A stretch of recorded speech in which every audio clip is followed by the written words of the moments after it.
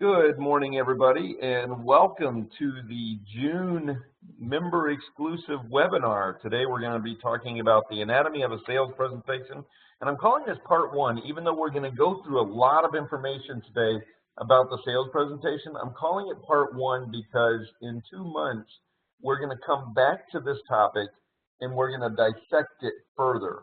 Okay, so we're going to do an advanced course on the presentation and talk more specifically about how to word things and scripting and stuff like that. So this one is part one of the anatomy of a sales presentation today. Okay, so part one, and in next month we're doing the I like to alternate. So 1 month we do one very specifically geared towards sales professionals, and the next month more towards owners and managers. And so next month our topic is going to be specific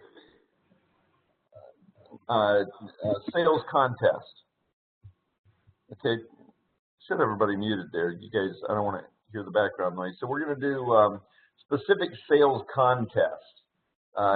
Just some ideas on how to. This is a follow-up on what we did last month, on employee incentives, but we're going to talk about some contests that you can put together and some fun things that you can do at the office, and kind of how to tailor those contests, and how to actually involve your service departments in some of those contests, and maybe even your office team and your admin departments, for those of you that are looking at doing some little incentivizing type things.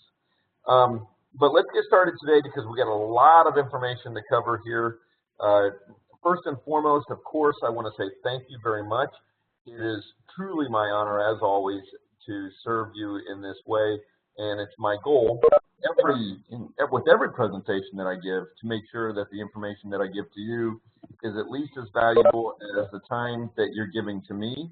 So I really do appreciate it. Thank you very much for the opportunity to do that. We will upload this as we do all of them. We'll convert them and upload them to the web page, and you can of course find that on the member exclusive page, and review these as you choose. So that's part of your membership from Moti-Vitality.com. So okay, so let's get started here. Those of you that know me, you've seen this sales secret before. Everything that I do in terms of teaching a presentation, or teaching how to canvas or create business, even in my life, both personally and professionally, this is something. It's less of a sales secret really, and more of a life strategy, and that is simply give more than you take. And you guys have heard me say this before. It really doesn't matter if you have your script memorized and your, the fancy smancy stuff out there, saying it a certain way and all of that. It doesn't matter if you give more than you take. If you walk into a professional, at the end of the day, if you can look in the mirror and say, today I gave more than I took, and if you can say that most days, then you're probably doing okay in whatever profession you are involved in, and maybe even in your personal world too, you're doing okay.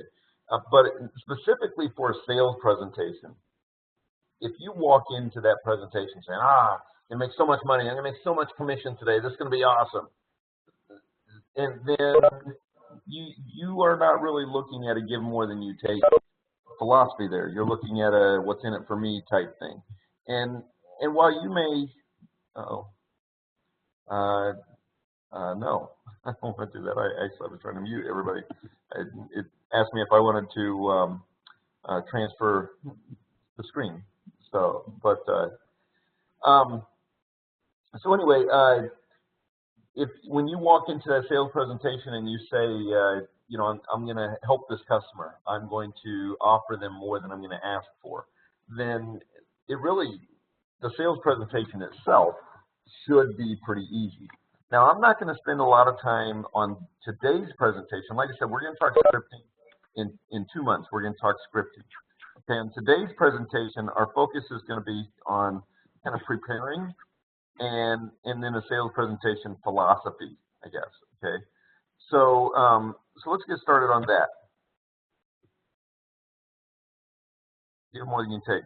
First thing I need to mention to you, and some of you have heard this before, but I think it's really important to remind, is to determine professionalism. Okay, so you're at the you're standing at the speed round on Family Feud, and Steve Harvey, I think he's the host nowadays. He says to you, quick, name an occupation most people would consider professional.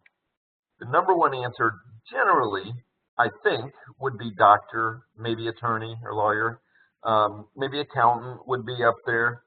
So what is it about them that makes them, what is it that they do that that makes them professional? Well, when we look at the things that they do that we can emulate in our own profession, and we are hopefully sales professionals. I mean, doctors have, you know, they have a uniform, they have the white coat and their stethoscope. So when you look at a picture of a person, you can assume that they are a doctor. I mean, you identify them as a doctor based on their uniform, what they're wearing, what they're.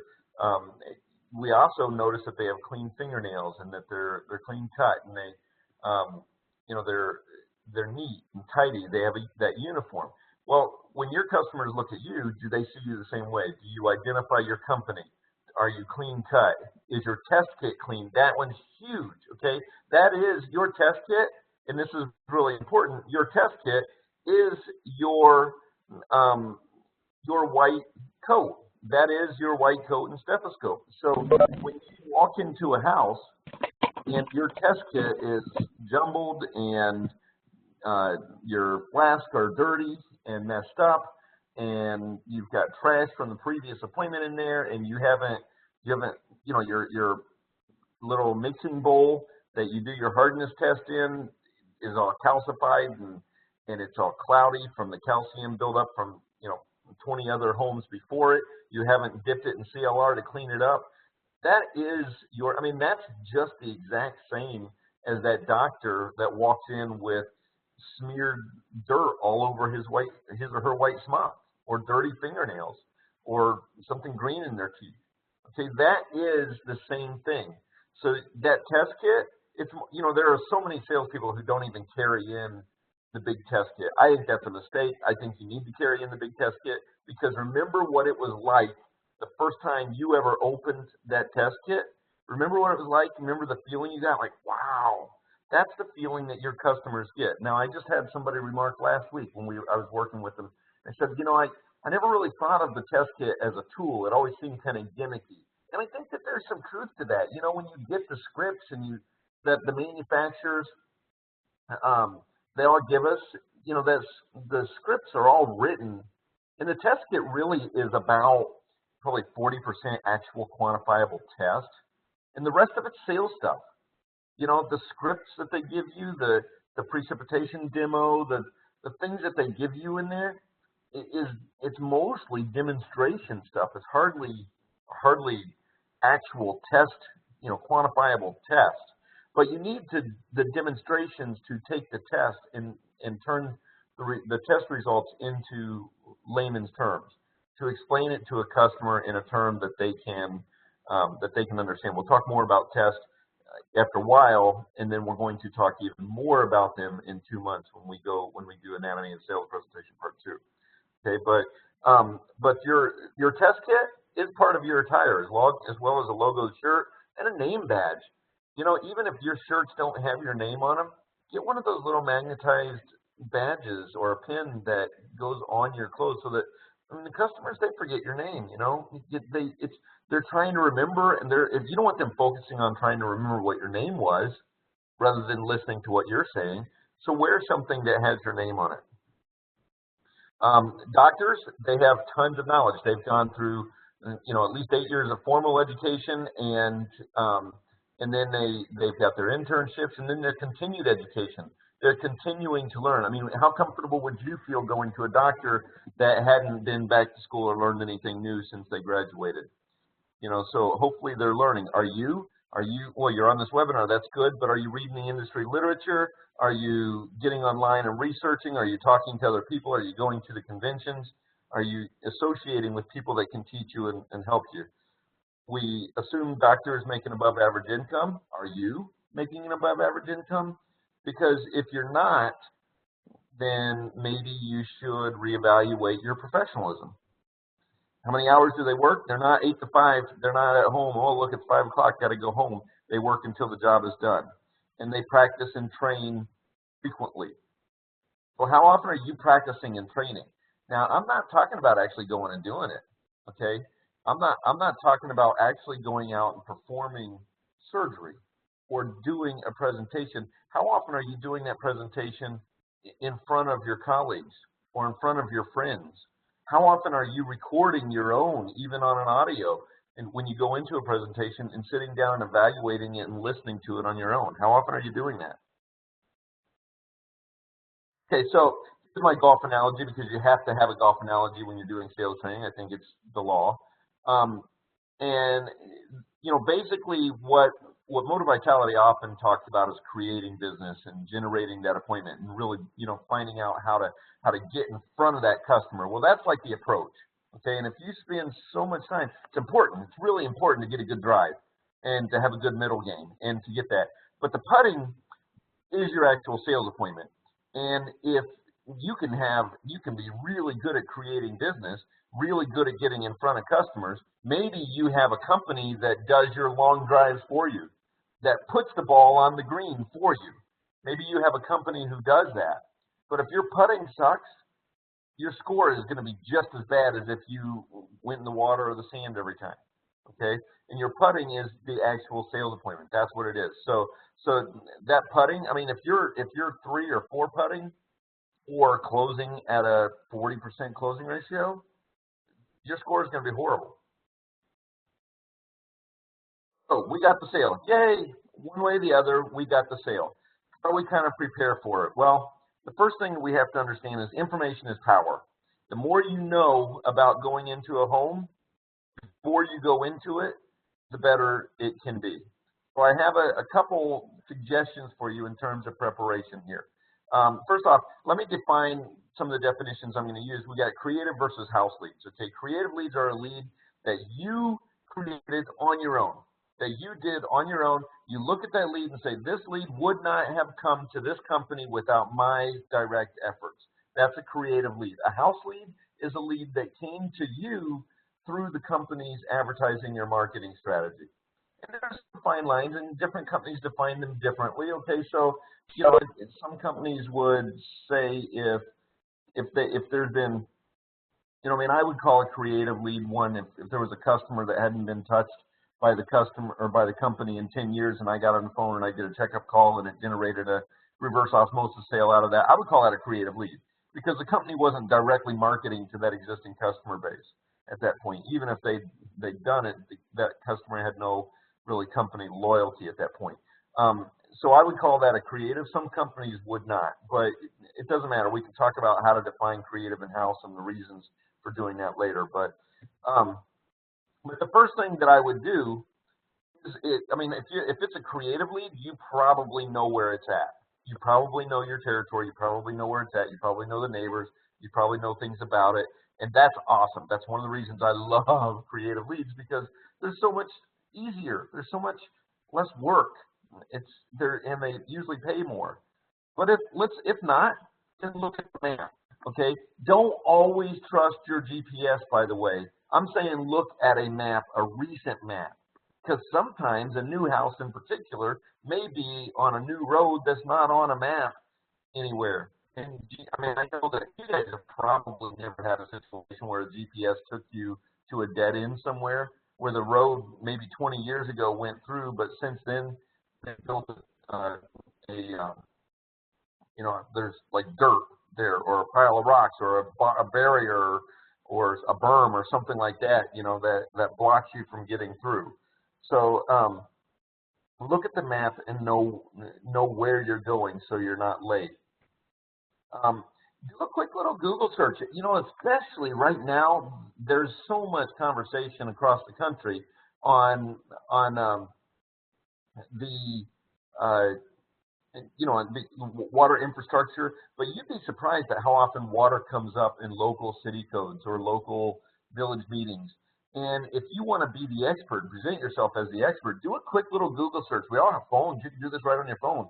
Put in the city where you're going, or the village, or the town, plus water news. Just type it in there and do water news and see if there are any stories that come up. Because the last thing you want to do when you're in that appointment is, I mean, can you imagine going on an appointment in Flint, Michigan, and people go, so man, it's crazy about Flint. What's going on in Flint right now? And you go, and what's going on here? What's going on in Flint? Are they going to see you as an expert or somebody who's just out there to sell something? If you don't know what's going on in your own industry and in the area where you're selling, I'd have a question about that. So do a quick little Google search on city plus water news. What else do you know about it? Okay, take a look at the existing customer database. And if you have time, let's say your appointment's at 6 o'clock in the evening. Okay, take a look at your existing customer database and see who else is there, whether you sold it or not. But let's say you have an appointment at 6:30. So you get on the call and you look up the existing customer database. You find a customer that your company, whether you or anybody else, sold something even within the last few years, and you call that customer up. Okay, you call that customer and you say, not the one that you have the new customer, you have the one at 6:30, but you call the one that's a neighbor, maybe 4 or 5 houses down the road from them. You call them up and you go, I got a meeting tonight with another client, and I just wanted to swing by and check your system, test it, and make sure it's doing okay while I was out in the area, and just to make sure everything's working good. Okay, so you go out there at 5 o'clock, and you do this checkup call for this neighbor 4 or 5 houses down. Now you've had an opportunity. Everything's fine. Everything's working great for that neighbor that put in the system 6 or 7 years ago from you. Okay, everything's working awesome with them. But you go out there, and in the course of the conversation, when you're doing the checkup call, the customer, you tell them, oh, everything's great, it's working great, it should last several more years, we really appreciate the opportunity to serve you. And the customer goes, oh, that's awesome, what do I owe you? And you go, oh, nothing, I was just coming out here anyway, I had to go down here for another meeting right down the road. In fact, have you met these guys that are down the road here? No, I haven't really had a chance to meet them yet. Well, if it's okay, I mean, if they have any questions, do you mind if I have them give you a call or talk to you about our service and the product? Oh, no, that'd be great. That's awesome. So now you go to your 6:30 appointment, and you can talk to them. Do you know Mr. and Mrs. Jones on the street behind you or down the road? We were fortunate enough to help them with their water a couple years ago. I stopped them on the way over here tonight to say hi and just check their system, make sure that everything was fine. I mentioned to them I was coming over here tonight. They said I could give you their number if you had any questions about it, about their experiences with the company. So you just created a referral base by a referral that you could use that gave yourself credibility as part of the preparation for that appointment. All right, so this is a big, surprisingly to me, this one is a big controversy. There are companies out there, so the argument I hear for not confirming is I don't want them to cancel. They cancel. Salespeople, they call, and that's what it is true. Okay, you get an appointment, especially house leads. Now, here's what I find with these companies that I work with. I was with a company last week with one of the new sales professionals we were riding with, and we drove 2 hours to an appointment. 2 hours. We drove to an appointment. Now, fortunately, in this area, we had 3 appointments scheduled within, in a little radius in this area, but it was 2 hours away. The first appointment we had scheduled up in that area that was 2 hours away from the office was a no-show. We called, we left messages, he didn't even show up. Nobody ever called. Nobody called.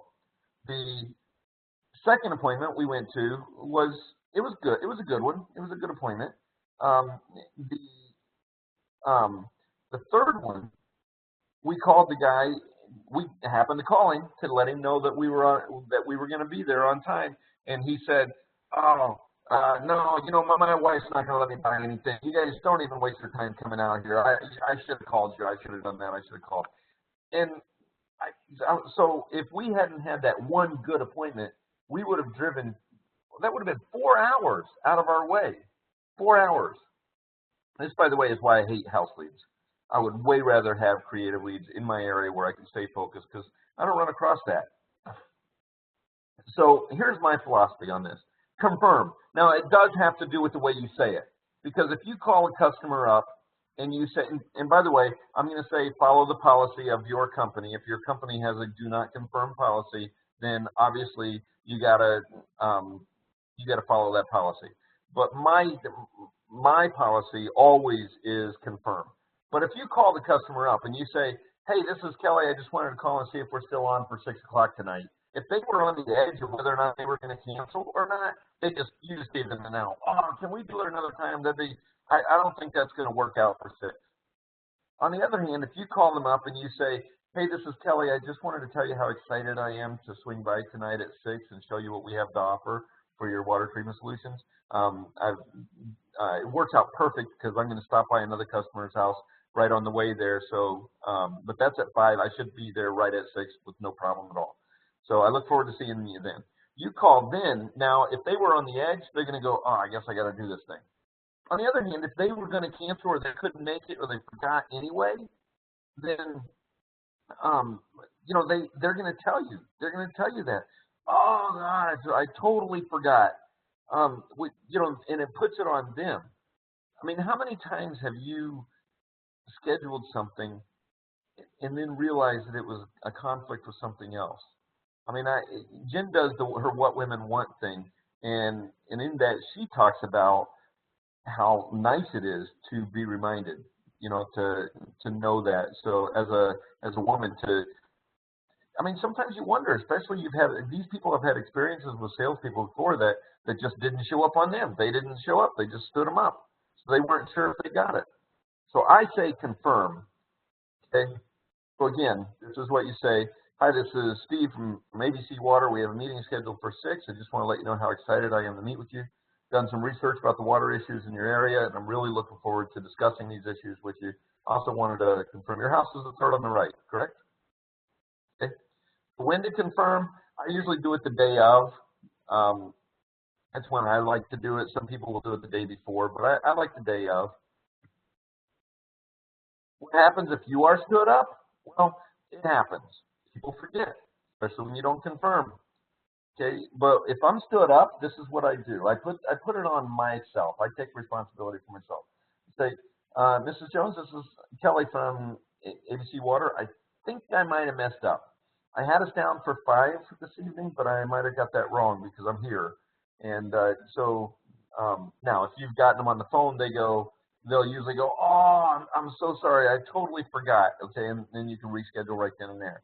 If you leave a message and you do it that way, usually they'll call you back and say, no, it wasn't you. I completely forgot. I'm sorry. Can we reschedule? We can do it that way. If they don't call you back, this is going to sound cruel, but if you leave that message, they stood you up and they don't call you back, screw them. I'm sorry, but that's so rude and disrespectful, and I'm a professional. They just cost me money, and I'm not going to beg them to let me serve them. Okay? People make mistakes, but don't forget you're a professional. Hey, there's that more than you take thing again. Okay, so just some preparation. Forward with extra literature. It's incredible how, I was at this house we were in last week, and this was my mistake because I was with a new sales professional, and I should have prepared this ahead of time. He had a brochure for the system that we ended up selling. He had a brochure, except that it was one size down. And so what we ended up having to do is cross out on the brochure the size, the model number, and write in the appropriate model number. Same brochure, it looked unprofessional to me to have to cross out that name and write in the bigger size on the brochure. It would have been way better to have 1 or 2 of that literature, that specific literature, so we could leave that for the customer to show them what they actually bought. Okay, so clipboard with extra literature, including extra financing paperwork. I like to create a customer file ahead of time, a manila envelope, and in that file has all the literature that I think I'm probably going to present to them and have just copies of that literature. Now, a lot of us are using digital presentations nowadays, so we're using that on an iPad or a laptop. We have a digital presentation, but still, customers, you know, if you have a leave behind and they do make an investment, then they want to see what they bought. Of course, you can always email that to them too, but I think some people still like to touch and feel the paper and look at the picture. Financing paperwork is huge. Make sure you know how to fill out the financing paperwork and make sure that it's completed, or that that you have everything you need to get that financing paperwork done. Thank you cards. You should always have thank you cards with you, and you should have an envelope already pre-filled out with the customer's address, ready to go. We should already have a stamp on it.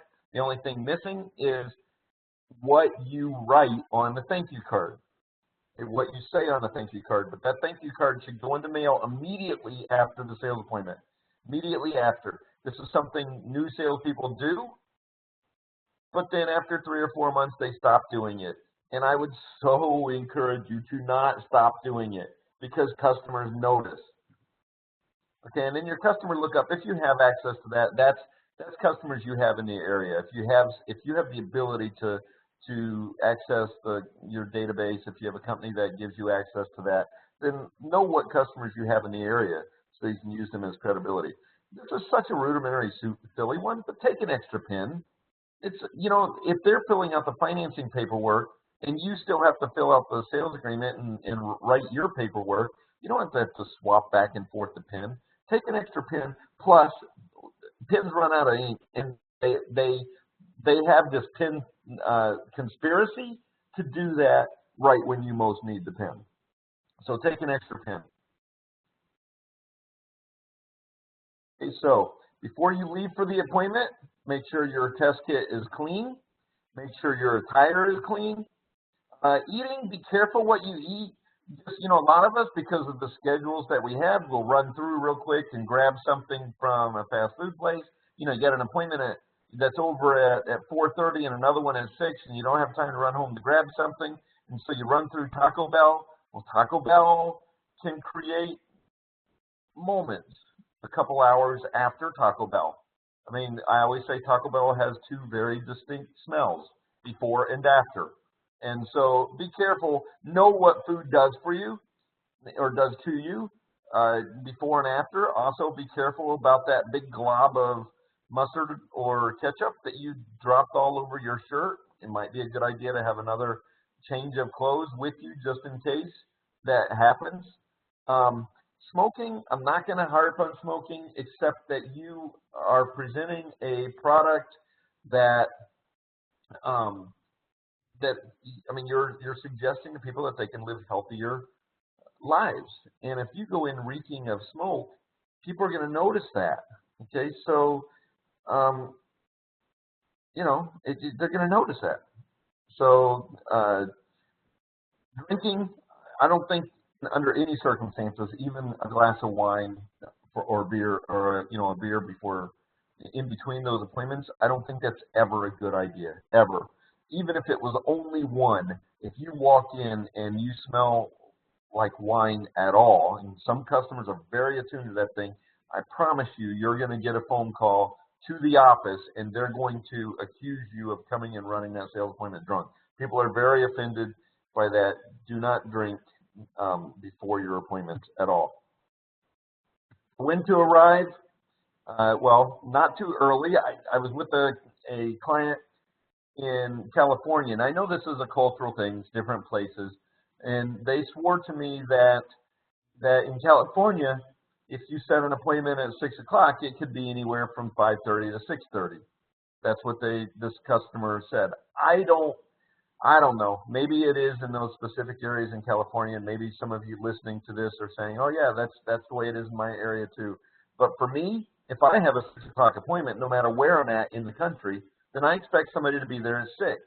And Jen can attest, when she does her What Women Want presentation, she'll tell you that at 6 o'clock, if you have an appointment at 6 o'clock and she's scrounging around trying to get food cleared off the table and trying to wipe down the counter so she's not totally embarrassed about her house, when somebody walks in, and even though Jen's house is immaculate, I've been there, so she has nothing to be embarrassed about. But she's scrounging around. If somebody shows up 15 minutes early, she's in panic. Oh, they're here already. Oh, man. Okay. On the other hand, a minute late can feel like an hour. That can feel like an eternity if you're a minute late waiting for somebody. Now they're questioning, are they coming? Are they going to be here? So not too early and not too late. I think the not too early, you need to show up at that house just in time. You pull into that driveway, don't make it more than 5 minutes early, okay? And even then, walk up to that door promptly at 6 o'clock. And in the day of cell phones, by the way, there's never, ever, ever a reason not to call somebody and tell them that you might be late. Even if you think you're going to be 2 minutes late, you'll find that customers really appreciate that. You call them up and you say, I think I'm going to be on time, but I might be 3 or 4 minutes late. I just want to let you know that we are on our way. Customers really appreciate that. It gives them warning. You know, they're not looking out the window constantly then. They have an idea. So just right, not too early, not too late, just right. Parking.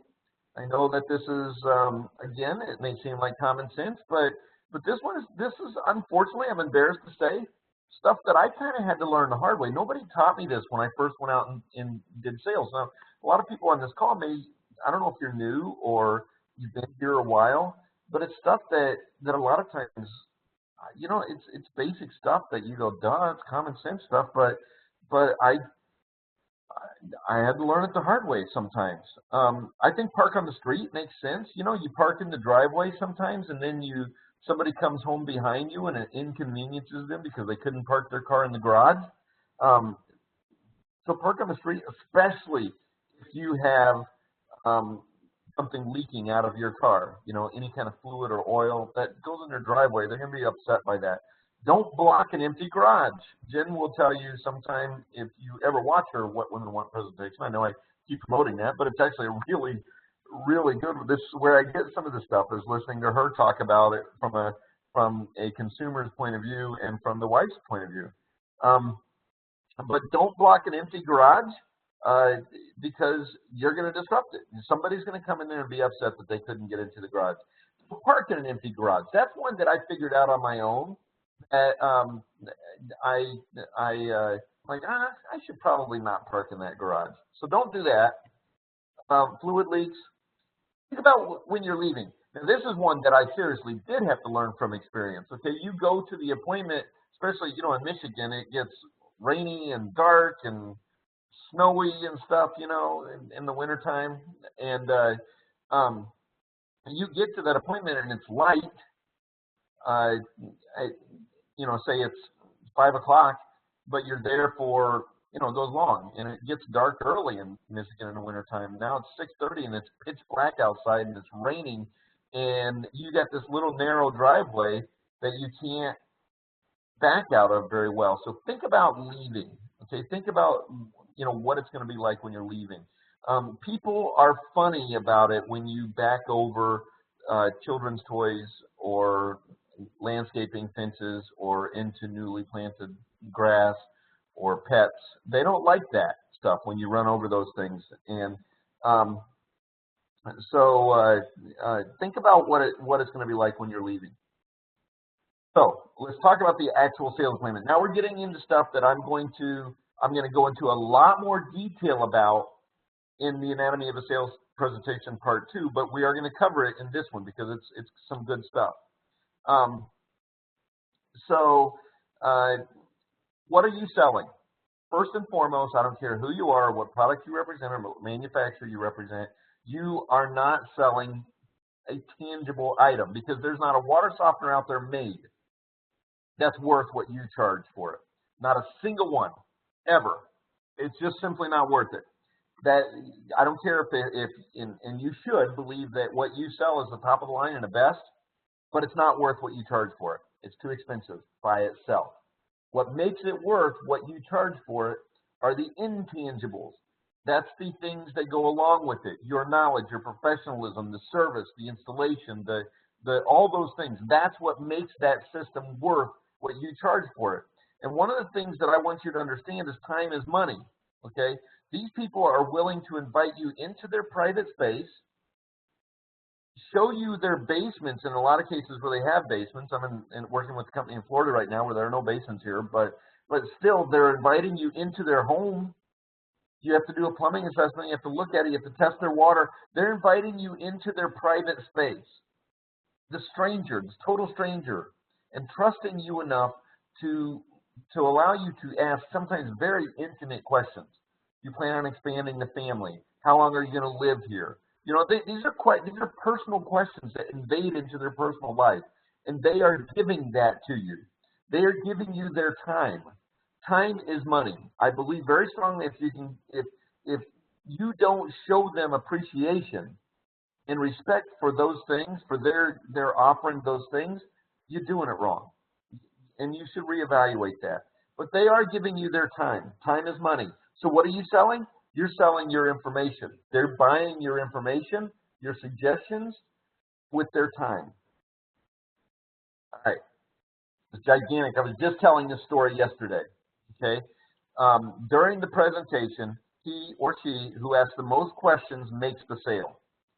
So I had this appointment.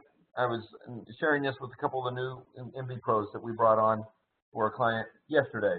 A customer that I went to when I was in sales, and I was by this time a veteran sales professional, and I went in. It was very obvious they needed a water softener, and I mean they had iron. New house, they didn't have a softener, and they had a lot of iron, a lot of calcium. And I got to talking about the softener that we sold, which had some unique features to it, and got to talking about it, and they were asking questions. They started asking me all kinds of questions about this water softener and how it worked and what it did and what happened with this and that and so on and so forth. And I was so sure, but we ended up spending an hour, you know, a little over an hour talking about it. And I gave them a quote on our water softener, and I was so sure they were going to get this softener from me, so sure about it, because they had asked me so many questions about it, and they were inquiring, they were excited about it. I could just tell they really were interested in the softener that I carried. And so the next day I called them back to follow up on it, and they didn't answer, and for like 2 weeks they wouldn't return my calls. I'm like, wow, I thought I had a connection with these people. So then I finally saw them working in the yard, and I stopped by when I was out canvassing one day. And what'd you guys end up doing for your softener? He said, oh, we have, my brother-in-law was giving us his old softener. I thought we mentioned that to you. But that one that you were talking about, it was so interesting. It's really neat. And when it comes time to buy a new one down the road, we may go with that one. It was pretty cool. But we really were interested in the drinking water system, so we ended up going with, they mentioned one of the competitors that they went with. And so I thought, man, I totally blew that. They asked me so many questions about that softener. I was sure that's what they wanted. The mistake that I made was that they asked me way more questions than I asked them. So think about that doctor. Think about that 20-minute doctor's appointment when you walk into that brand new doctor's appointment. The very first thing they do is hand you a clipboard with 4 or 5 pages on it with question after question after question after question about your history and your eating habits and your, exercise habits and how you're going to pay for it. And then you give that to the nurse, the receptionist, and you walk back and they gather more information. They take your temperature and they weigh you and they take your blood pressure and you pee in a cup and you put on the gown and then they examine, the doctor comes in and they examine and ask you more questions and goes through the clipboard of information that you filled out. In that 30-minute doctor's appointment, how much of that time is spent with them telling you what you should do versus them asking you questions and diagnosing?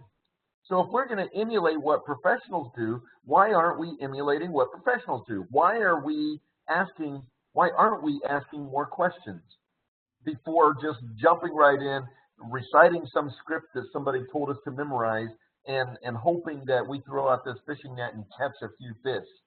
Why not ask questions, diagnose the customer's needs, what their concerns are, and make a recommendation specifically tailored to what their needs and concerns are based on the questions that you ask. He or she who asks the most questions makes the sale. If you've ever taken a basic speech class, again, this is something we're going to go into more detail on exactly what to say and how to say it, when to say it in 2 months when we do Anatomy of a Sales Presentation Part 2. But if you've ever taken a basic speech class, organizing a presentation on how you present is quite simple. Okay, you do it the same way you do a basic speech. In a basic speech, you have your introduction, you have your body, and you have your conclusion. Okay, your introduction, body, and close. In the introduction, you tell them what you're going to say. The body, you say what you just said you were going to say. In the conclusion, you summarize what you just said. Same thing with the presentation.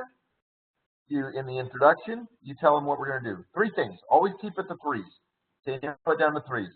In the introduction, you say, okay, Mrs. Customer, I really appreciate the opportunity to serve you tonight. With your permission, there are 3 things I'd like to do. Number 1, I'd like to do a plumbing assessment. Let's take a look at where the existing equipment is, or where we would install it, what type of plumbing you have, and any plumbing concerns that you have. I'd like you to show me any of the things that you have concerns with.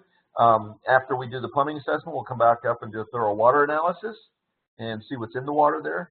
I'm going to ask you some questions during both of those, and then we'll sit down at the table here or wherever it's convenient, and based on the plumbing assessment, the water analysis, and the answers to your questions, I'll explain to you how these things work and make a recommendation to you. Then I'll get out of your hair.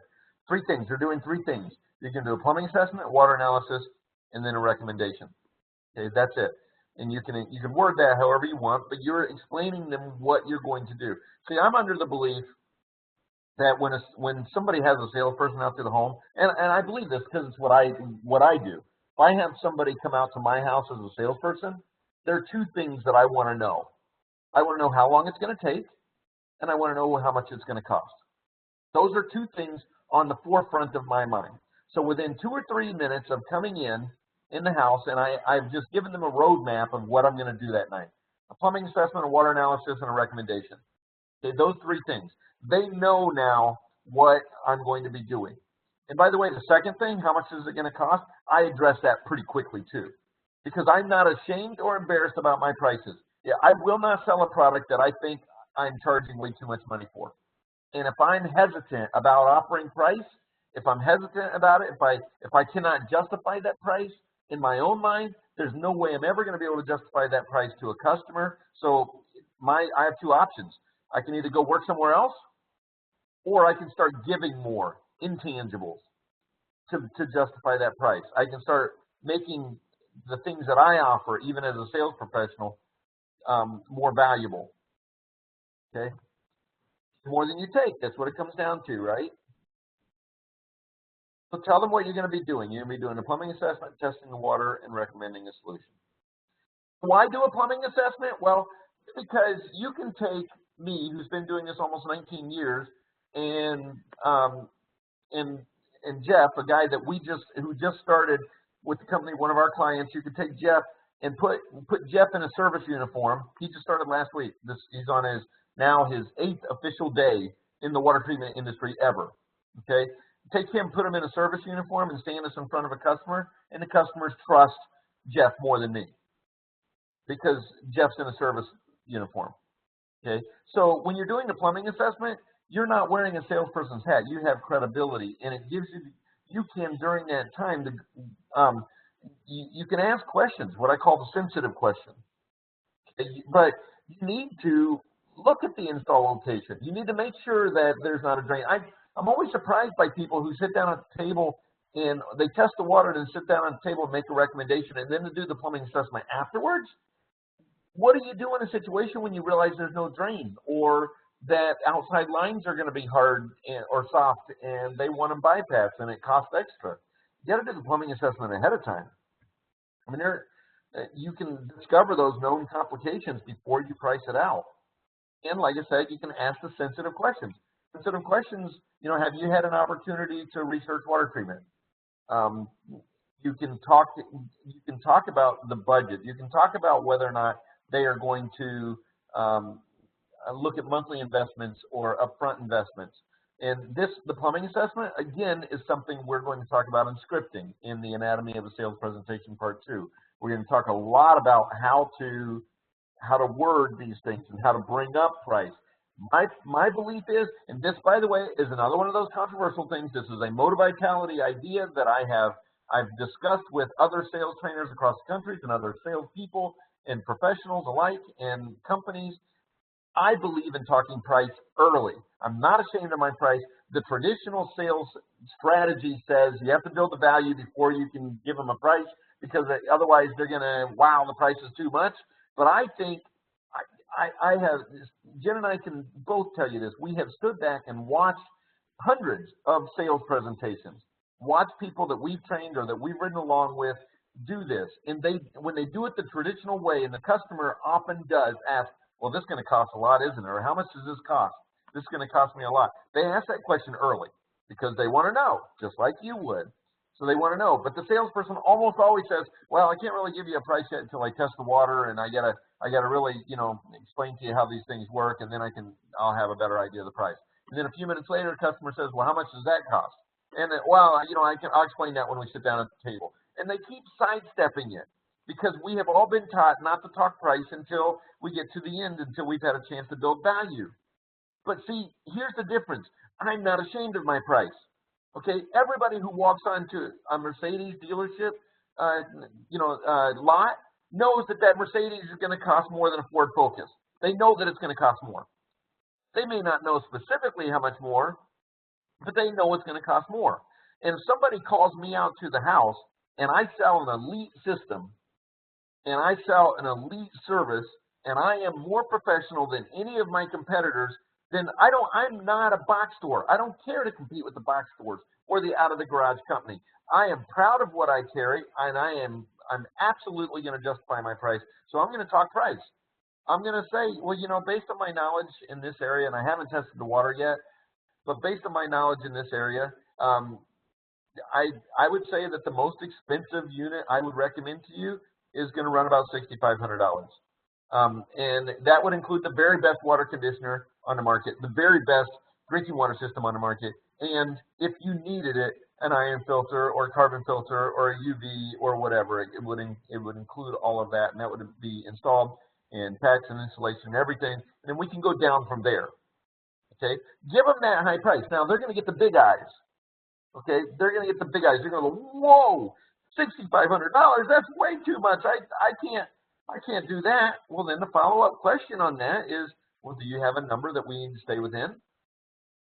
And they're going to say, well, man, I was hoping, I think the most we could do is probably half that. Maybe $3,500 right in there. Okay, well, can you serve them? Can you help them at that range? Of course you can. And it gives you an idea. Wouldn't you rather know that, what you're working with, what their budget is? Wouldn't you rather know that going into it? And now you get that awkward thing. You don't have to do that little awkward dance of trying to figure out what they can afford and what you want to price on them. You know it. You've already discussed it. You started the relationship with a level of trust and honesty and integrity. Okay, and then you stay within that.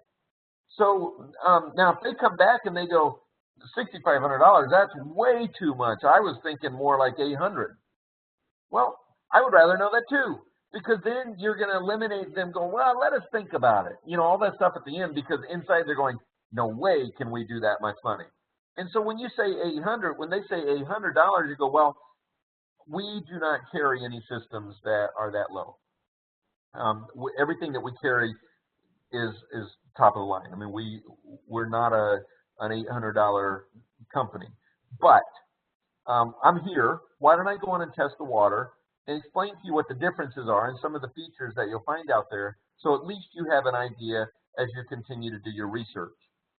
And you approach that presentation a little differently there, and now they realize that you're not there just to sell them something. You really are there to help them and serve them. And what you just may find by approaching it that way is that they now are, they open up and they respect it. That person who said they had an $800 budget now is maybe looking at their monthly investment options. Maybe they suddenly realize that, okay, it does make sense not to go with the box store disposable unit. Okay, so I say talk price. Now, I'm going to define and this is, again, something we're going to talk about in Anatomy of a Sales Presentation Part 2 in more detail, but I'm going to define this. I'm going to separate test and demonstrations. So test are actual things that give you quantifiable results. A hardness test, you get a grains per gallon number. A pH test, you get an actual pH range. A total dissolved solids test gives you a quantifiable measurement and number. Okay, iron, those give you numbers, nitrates, whatever you're testing for, it gives you an actual result. So your test, hardness, iron, pH, tannins. I mean, what test do you do? I suggest you do all of them, as many as you can fit into your presentation. So why, if you are in an area and you know that their pH is right around neutral and you know what it is all the time, why do a pH test? That's because when you do a hardness test, you're showing them, oh, your water is extremely hard.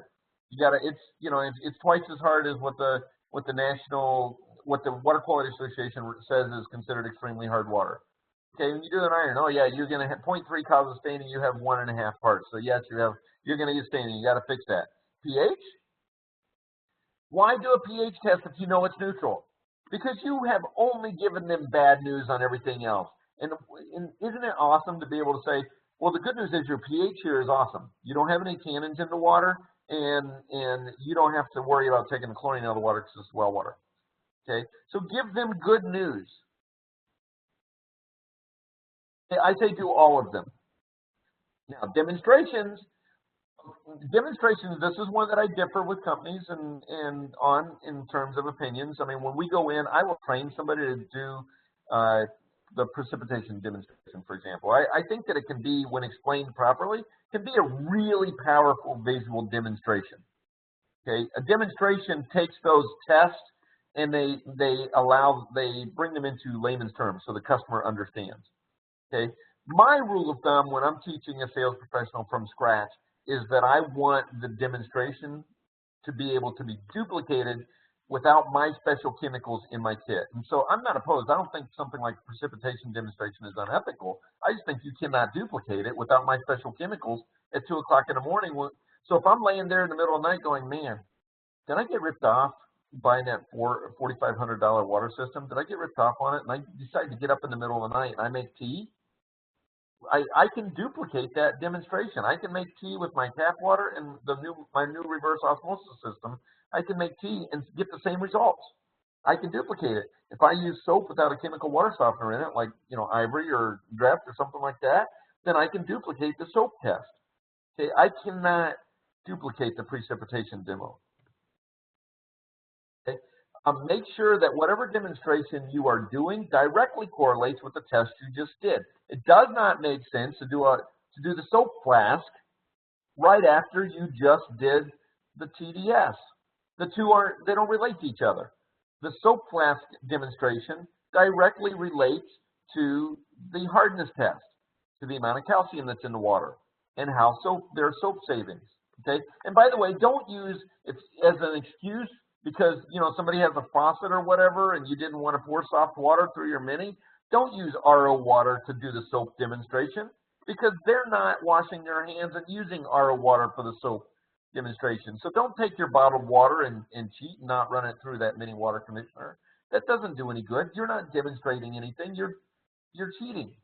That's it. So don't be lazy. Go down and get a sample from an outside line or from the well tank spigot or a bathroom faucet, or use a pump of some type to run that water through that mini and do the soap demonstration to show them that what they're going to get when they get soft water running through a water softener. Okay. On the other hand, use reverse osmosis water to make tea. The tea demonstration directly correlates with the total dissolved solids I can't talk. You guys got to get spittle on you guys through the web. Okay. So the tea demonstration directly correlates with the total dissolved solids test. Okay, because what do those digital numbers mean? Oh, you got 300 on this little meter. Woo! Yay! That means something, right? This one was 5, and this one was 300.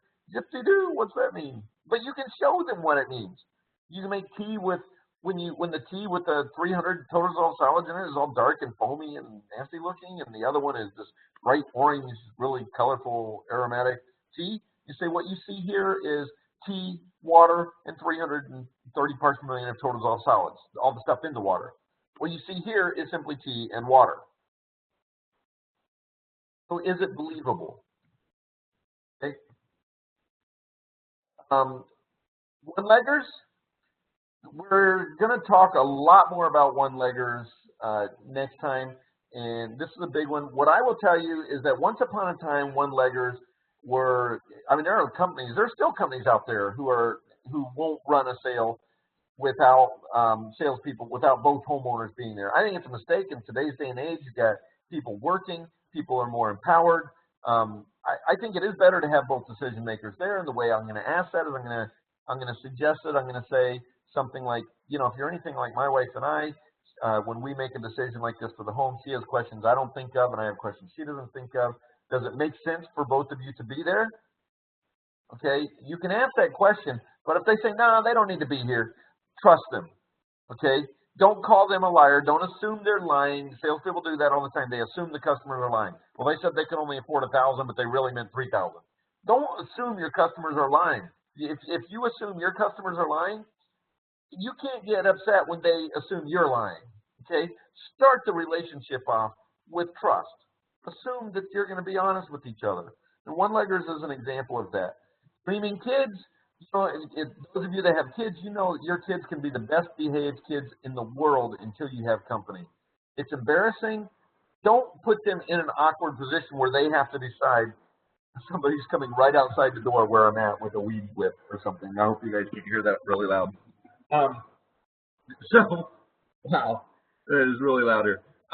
Screaming kids, be respectful. In some cases, don't worry about rescheduling that. They will actually appreciate it.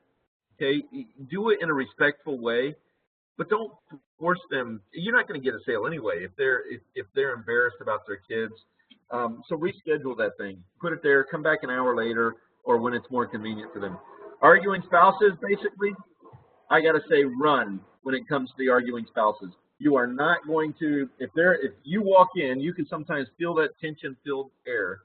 You walk in there, you got to get out of there because you don't want to be in the middle of that.